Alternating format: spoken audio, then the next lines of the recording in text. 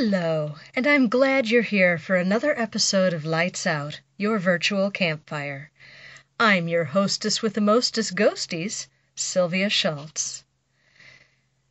When you're out on an investigation and things get really intense, sometimes you just have to step back and take a few breaths, kind of regroup. I got to do just that about halfway through my Sally House weekend. Let's unwind for a little while and go lights out. As I mentioned in the last episode, I had quite a lot planned for the weekend in which I visited the Sally House. I did spend Saturday night there, and while I was there, a couple of really satisfying storms moved through the area. After sleeping for a while at the house, I woke to a gorgeous, cloudless, brilliantly sunny day. I had 2 museums on my itinerary for the day, neither of which opened until 1 in the afternoon. I drove to St. Joseph, Missouri, home to both the Patty House and the Glore Psychiatric Museum, but I found myself with a few hours on my hands. I found a friendly-looking donut shop on the main drag in St. Joseph and went inside. I got an apple fritter the size of my head and a bottle of milk, and that was breakfast sorted. I got on my phone, hopped onto Google, and looked for a nice quiet cemetery in which to while away a few hours. As it turned out, Mount Mora was the closest, so that's where I went. If you are on Frederick Avenue in St. Joseph and you turn onto Mount Mora Road, the street will dead end at the cemetery. Sorry about what I did there, but it is true. I drove through the cemetery gates. The vista of grass and stone opened up before me, and I said aloud, "Holy cats, now this is a cemetery!" I stopped to read the historical marker just inside the front gates. From the signpost at the entrance to Mount Mora Cemetery. On April 1st, 1846, Simeon Kemper obtained a United States government patent for 160 acres at $1.25 per acre. 4 years later, Kemper took 2 partners, Israel Landis and Reuben Middleton, who paid him almost $200 per acre for their share of 20 acres destined to become a cemetery. In 1873, W. Angelo Powell laid out Mount Mora Cemetery for $5,000. Powell, a prominent architect of the time, used the rural garden cemetery design for Mount Mora. This form, new to the United States in 1831, is replicated in the cemetery's planned landscaping, magnificent mausoleums, aesthetic design of Mausoleum Row, and curvilinear roads following the natural contours of the land. Giants of St. Joseph commerce and industry, 3 Missouri governors, veterans of multiple wars, Pony Express riders, an English baronet, and individuals who strongly influenced the westward movement of the United States of America are among the thousands buried here. Mausoleum Row is 100 yards or so of elegant resting places. Many of the crypts sported Egyptian motifs, like papyrus columns flanking the doorways and winged Isis symbols over the lintels.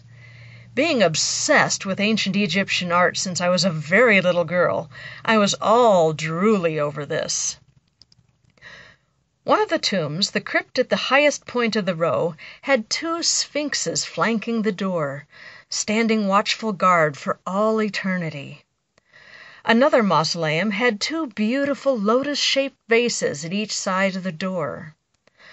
The lotus was a very powerful symbol of life and rebirth in ancient Egypt. The flowers of the blue lotus had medicinal properties, and the scent of the flowers was considered restorative and protective. This is why so very many paintings in Egyptian art show people holding lotus flowers to their noses to sniff. The lotus was also the only flower in Egypt that bloomed year-round, so naturally it became a symbol of eternal life. The Egyptian Book of the Dead includes spells for transforming a person into a lotus so that they can be resurrected. It also became a symbol of death and rebirth, as the aquatic flowers seem to fade under the water's surface at night and emerge again with the dawn. What was really going on is that the spent blooms sank below the water and new buds rose the next day. But let's not spoil the lotus's magic, huh? I ate my fritter and drank my milk as I walked around. I really hope I managed to work some of it off. That fritter was huge and delicious. Mount Mora Cemetery, May 26th, 2019.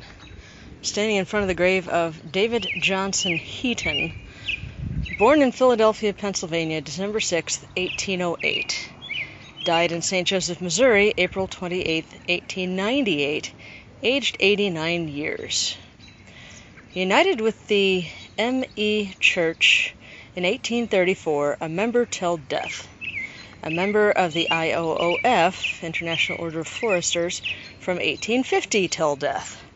In June 1827, became a professional undertaker and funeral director, being the first in the U.S., for which he was presented in 1890 over 190 contestants with a gold-headed cane by the Sunny Side, the oldest undertaker's journal in the world, and pronounced the first undertaker and veteran of veterans.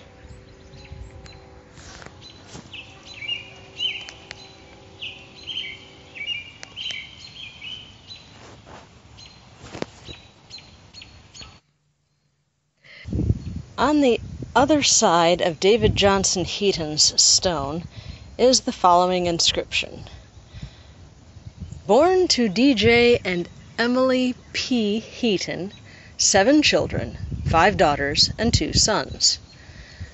Born to D.J. and Lucinda Heaton, 5 children, 3 daughters, and 2 sons. Born to D.J. and Elvira Heaton, 1 daughter.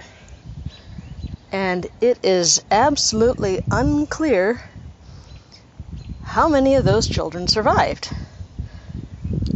I honestly can't tell. I do not see any stones here that give me any clue.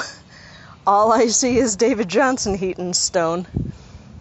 I don't see any of his wives. I don't see any of his children. So there's a mystery for you.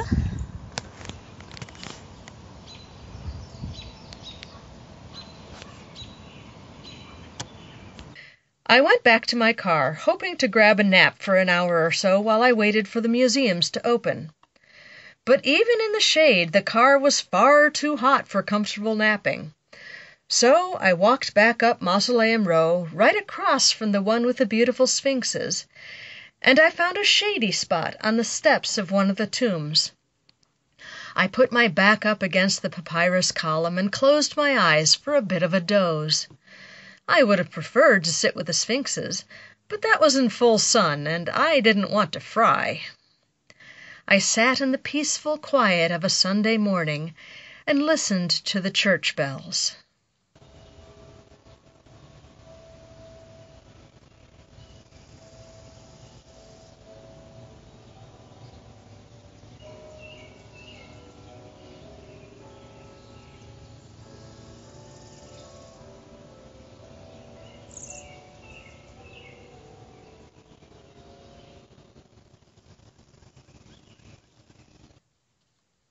Most of the cemeteries I explore for you guys are haunted. Not this one. There are no tales of wailing women or dark figures wandering the grounds after dark, no mysterious glowing tombstones, no phantom processions reenacting a funeral that took place a century before.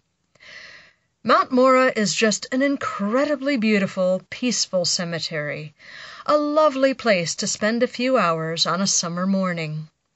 As a matter of fact, I saw several people strolling along the cemetery roads in the hours I was there.